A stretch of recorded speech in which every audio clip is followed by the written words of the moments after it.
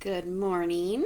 I am Andrea with Happy Cloud Creations, and I'm jumping on today because it is week 3 of the Infinite Night Helix Quilt Along.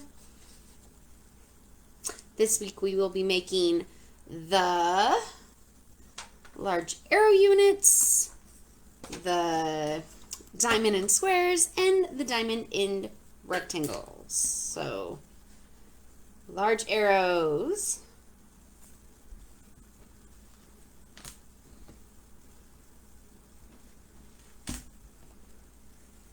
Diamond and squares, and the diamond and rectangles. I'm not sure if that's what the official name of these blocks are, but that's what I'm calling them. If you jump on, make sure to say hi so I can see if I can see comments. So last week we made the small arrow units and the flying geese. If you were making the baby size, you did not need those. But this week you do need these units. So what I like to do when I'm making a quilt is cut all my pieces, and then I like to make like the units that are going to be in a lot of blocks. I like to make those up front just so that I can, when it comes to block making time, the blocks go together really quickly. So if you have any questions along the way, let me know. We will be starting our instructions for the large arrow units on page 5 of the pattern. Hello. Okay, good. I can see comments on Instagram. I don't think anyone's quite watching on Facebook yet. I'm not sure if it sends out notifications or not. Or you guys all probably know this stuff and don't need my help, huh? So the only reason I had said this quilt was more of an intermediate is just there's a lot of pieces going on in this quilt. A lot of the steps are fairly easy. They're steps that are in my previous patterns. So if you made any of my other patterns and you're good at organizing things, you'll be fine with this. Hello, Linda. She's on Facebook. Okay, I can see comments on Facebook.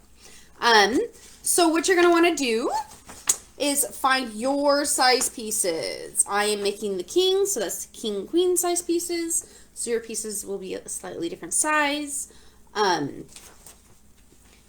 basically it's all of the A's in that size, but it's not quite all of the D's in that size. So we're going to want the B's and the A rectangles, and we're going to want the smaller size A's, which are, for the king is 3 1/4 by 3 1/4, and the A and the B's are going to be 3 1/4 by 8 3/4. I know it's weird sizes, but that's how we get the final size that I wanted. I wanted it to be 110 going over my bed this way because it just lines up perfectly.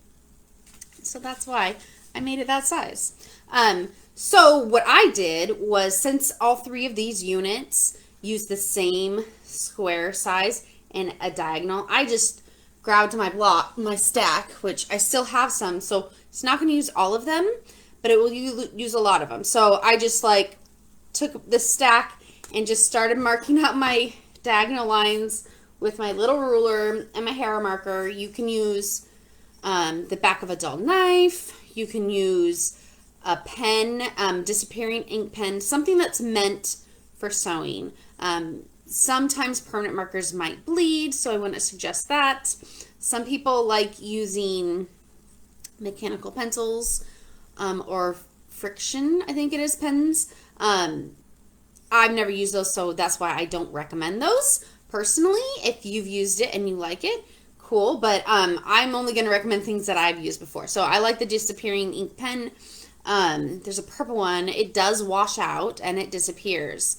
And this leaves no inks, which is nice. You can get the clover one, which is plastic. This is a wooden one by, I always forget, Modern American Vintage or American Modern Vintage. I should tag them. But my husband bought me this one, and so I really love this. So I just went through and marked diagonals on a bunch of them. And then you're going to want to look at the diagram closely, because if you notice, the diagonals on one side are going one way and the diagonals on the other are going the other way. So what I like to do is lay out two of my rectangles on my work surface and put the diagonals the way they want that they're supposed to be. That way, and I pin them in place. If you're somebody that doesn't pin, it might be a good idea to at least throw one pin in there. That way you don't forget and sew it the wrong direction or put it on there the wrong way. But you're going to notice both diagonals on this piece are going one way. Both diagonals on this piece are going one way. And then it will make a arrow. So once you mark your lines, again, same with last week, these are called a stitch and flip technique. So you mark your line, depending on how thick your line is, you can sew right up to the outside of the line. This is the outside, right up to the outside, or you're going to want your needle chomping into the side of that line if it's a really thick line. This kind of makes a regular size line. I'm not sure if it's thick or thin. I just kind of chomp into this side of the line. And then once you, my pin cushion's not over here. Once it's done, you can finger press that open. And when I go to my ironing table, I kind of meet all three corners together. I hold that in place and I press down. That way, hopefully, if I sewed it correctly, they should all meet in that corner and be nice and flat. Show you. Okay. I thought I had, yes, I have some. Okay. So, oh, I didn't. I have a stack of them somewhere.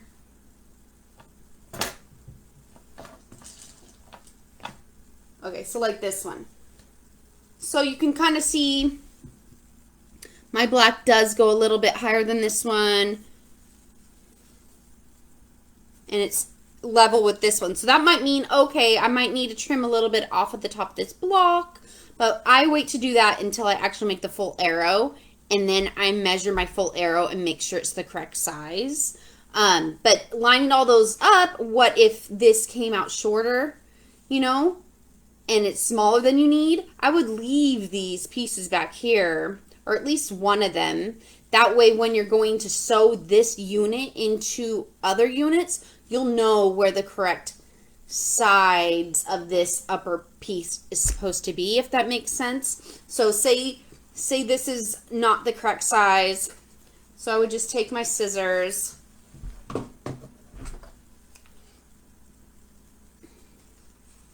and I would just trim out this center piece so that there's less bulk.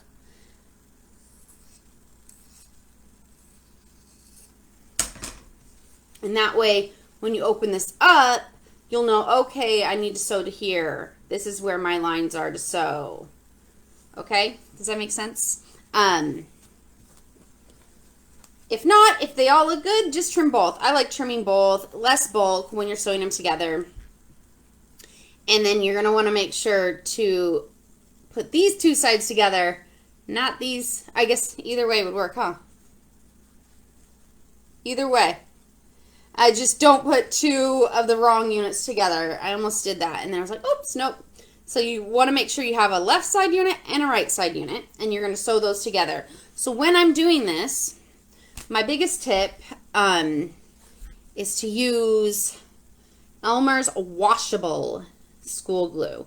You want to make sure it's the washable one that will wash out in your laundry. And what I do is I put a little dot up here on this corner and a little dot down on this corner. And so when I'm pinning these together, I match these two corners up and I match the bottom two corners up, and it'll dry. You can either use an iron or just let it air dry. And that way when your machine is going over them, because they're a little bulky, they won't slide at all. And so your final product will be a lot closer, so the points will line up a lot better. Some of mine, you know, like this one, I must not have sewn this one perfectly, so it didn't line up perfectly. But once it's quilted and stuff, you won't be able to notice that. But it does help if you're worried about these points not lining up correctly. I like to do that whenever there's like an intersecting point like that. So once you have those sewn together, where'd that go? Oh, here it is. So I glue them, and then I do also pin, and you're just going to want to sew your 1/4 inch seam, scant 1/4 inch seam right here. And the only thing about gluing is, if you're somebody that likes to press your seam open, it's stuck, so you can't press it open. So I just press to one side or the other. I like to finger press it open on the ironing board, and then press. And then we get a large arrow unit. Does anybody have questions about the large arrow unit? We have the, was it AD combo and the BD combo. And it'll tell you right here how many you'll need in the end. So baby size will only need 4 of each combo, and the throw, twin, full, queen, king will all need 6 of each combo.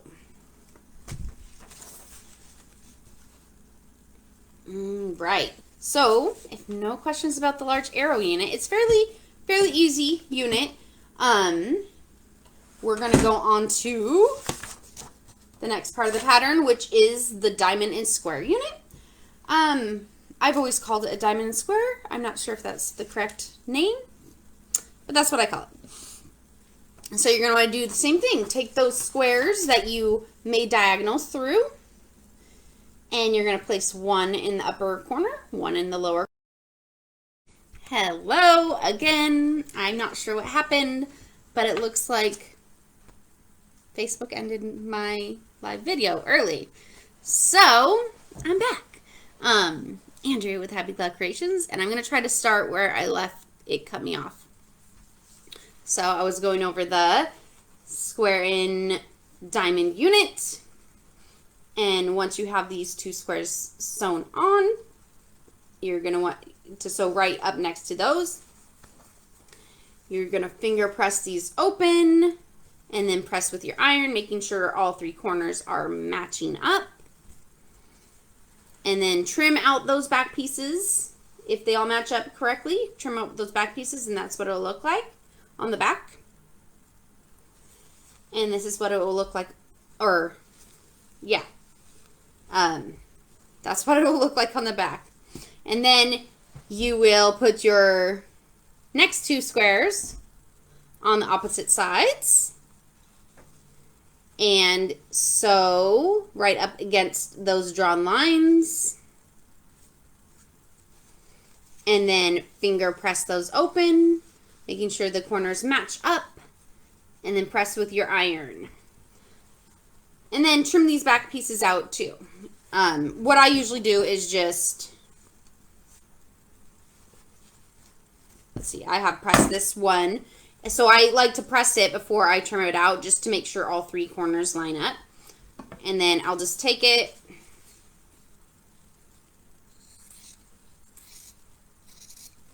trim it like that, and then it's lined up. So when you're going to finish trimming this, when I'm done, I like to make sure that it's the correct size. If it is slightly larger than needed, just make sure that you're leaving a 1/4 inch above each point of that color D fabric, so that when you go sew this into the rest of your quilt, you won't lose your points. Does anybody have questions about the square in the diamond and square unit? I'm like, my brain's a little weird because it cut me off early, and I don't know why. All right, so next up is the diamond and rectangle unit, which is basically the same process, stitch and flip, as you did with the square and diamond unit, except your back piece is going to be a rectangle, which this one is on page 6. So we got our 2 squares. We're going to sew right up next to our drawn lines, or chomp right into those drawn lines.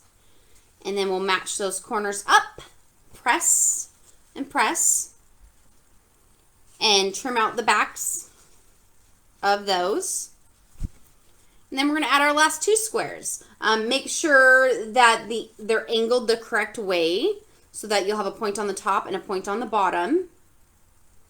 And you'll sew right next to your drawn lines again.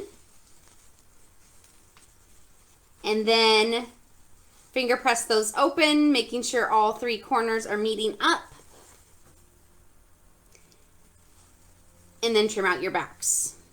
So for this one, we'll have a D combo and B D combo. Make sure you're looking at the bottom to see how much you need. Baby size will only need 1 of each combo, and throw, twin, full, queen, and king will need 6 of each combo. So that's it for this week. If you have any questions regarding these units, you can email me at happycloudcreations@gmail.com, or you can message me, put a message in the Facebook Quilt Along group, and I will try to get back to you as soon as possible. Next week, we will be going over the Block A and Block B, which the baby size, those blocks are pretty big in the baby size. So the Block A is the center block right here, and then the Block B is right here. So we'll be making 1 Block A next week and 2 Block Bs for all quilt sizes. So I'm not sure yet if I will be doing the video next Tuesday or Wednesday. I will try to plan an event tonight. I forgot to do that last week. So I'll put an event in the Facebook Quilt Along group to let you know when I will be doing the next video going over Block A and Block B. I hope you're having a great time with this Quilt Along. I'm loving seeing everybody's progress.